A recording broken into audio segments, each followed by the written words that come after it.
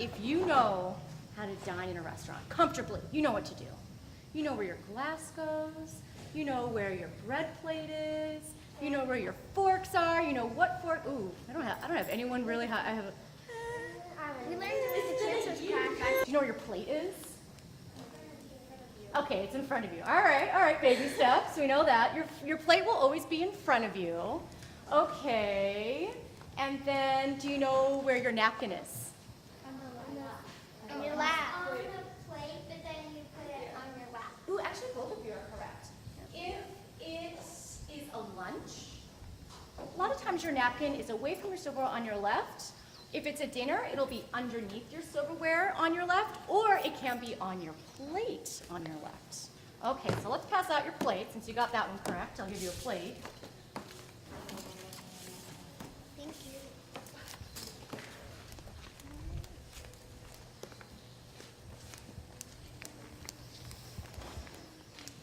I'm supposed to be doing this to your left. How dare you. You can pass out. Yeah, there's some foliage.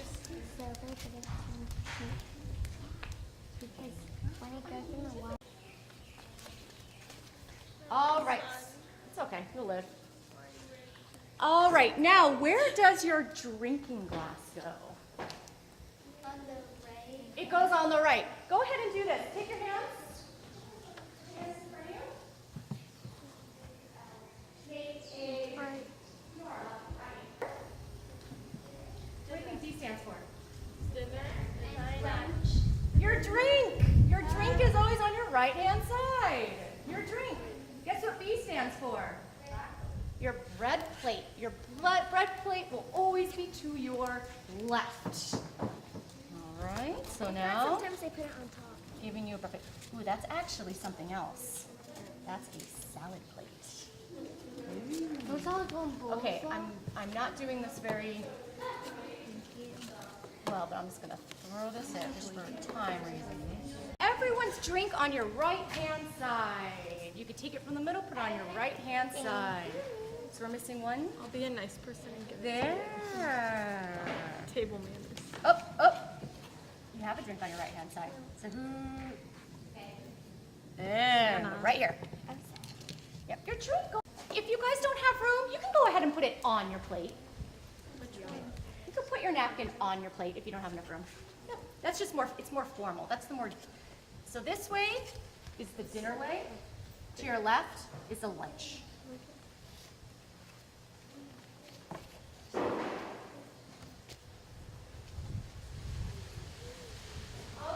so when you sit down, what is something you should do immediately? Plus, look up here. When you take your napkin, you're not going to do this. Okay, when you tape your napkin, unfold it underneath the table. The whole point of etiquette is you just don't want to have a lot of, you don't want to distract. You don't want to be distracting because they kind of annoy people. So when you do this, is that kind of distracting? Yeah. So to take it underneath your table, and you should have the folded side, it should be folded in half. The folded side goes away from you, and the part where it opens should go towards you. And there's a reason for that, and I'll explain it in a second. Okay, so the folded side is away from you, and the open part is towards you. Okay, why do you think we place our napkin like that?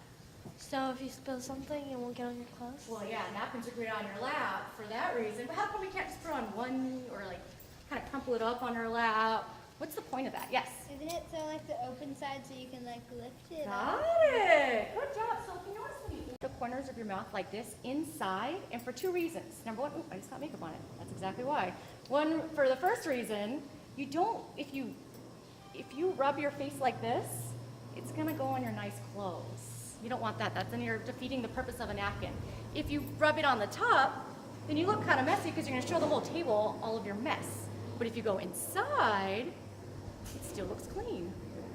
Okay, so that is the reason why you rub your mouth inside your napkin. So, and again, you don't want to do this.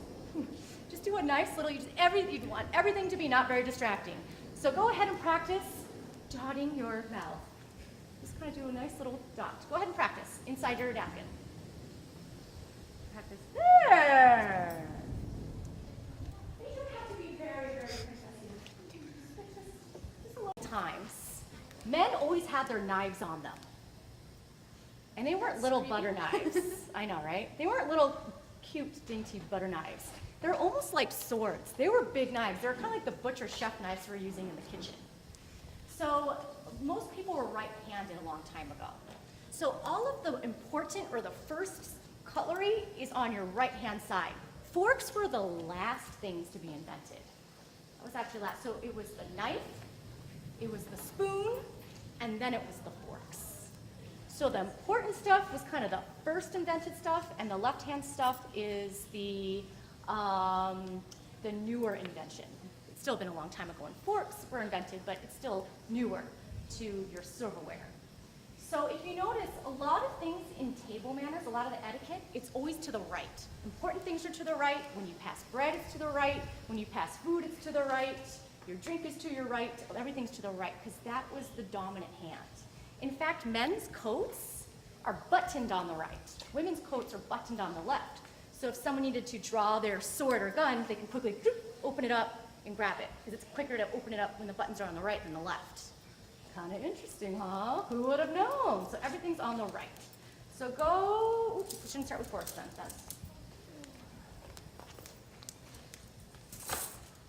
So let's go ahead and place our knife down first. The knife is to your right.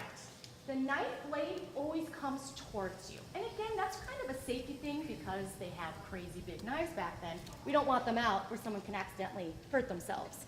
So the knife is always towards the plate. Does that make sense? Okay. Go ahead and place your knife. Wait. Right? And the knife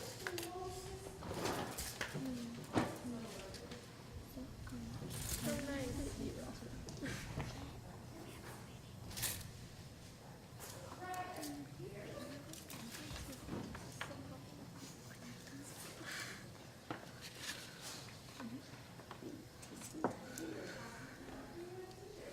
Are we gonna eat it? your plate. What do you think that's for?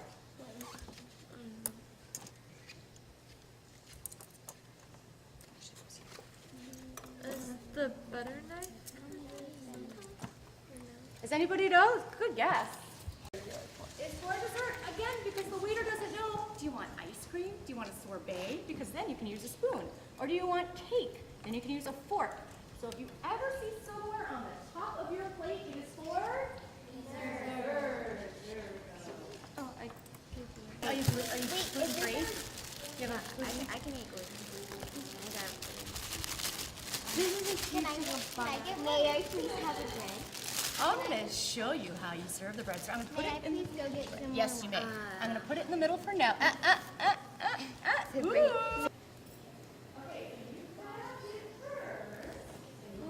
want to switch spots. I'm burning. I want to switch back to you. Oh, no, you're not. Thank you, ma'am.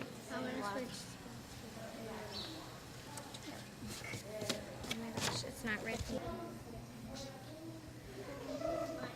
Okay. Now what you do is you place it on the table, right? Why are you sitting like that? Well, it's not sitting on right now, so you can sit there. Sorry. Okay. So class.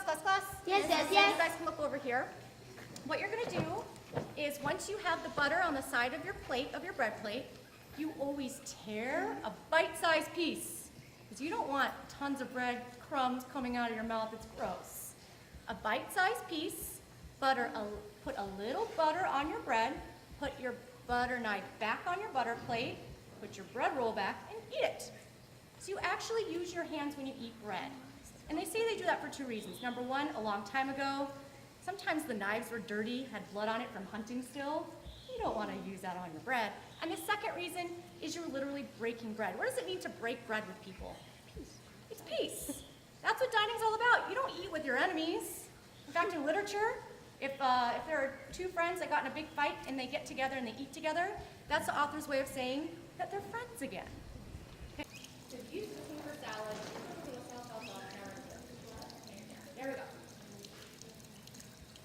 Okay. So the American way of eating is a little confusing. It's confusing to Europeans. There's a lot of work that we do. The Europeans think. Balance your fork and your knife on your pointer finger, okay? Then hold it down. You don't want to hold it in your fork. Hold it a little away. And whenever you have your knife in your hand, your fork always goes down. Okay, good, good, good. Now what you do is you put your knife down, and you're going to put it on the top right-hand side of your plate. You're going to switch the fork to your dominant hand, and that's how you eat. That's a good.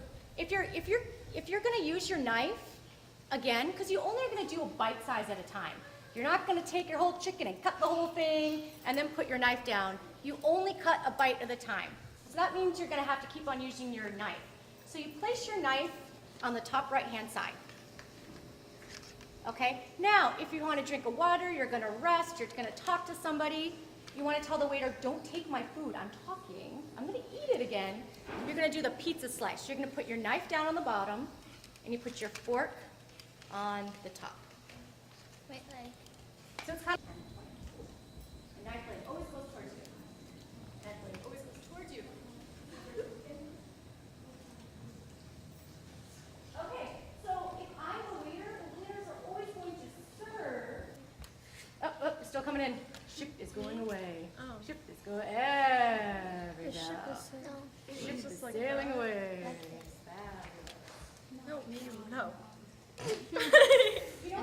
You have your hands in your lap. That's exactly what you're supposed to do. So you guys have manners, didn't even know it.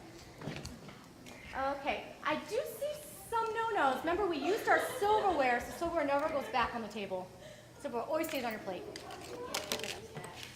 It's gonna be like. Have cupcakes. Is that a yes or no? Thank you. Sure. Can I get my cupcake? Not right now. But yes, that would be great. Yes, ma'am. Cinnamon. You kind of want to wait till a lot of people are finished, though. I think some people are still eating this technically. You can wait. You get some major brownie points when you do that. Wow, I really like your super polite friend. Super polite, yes. So do I just say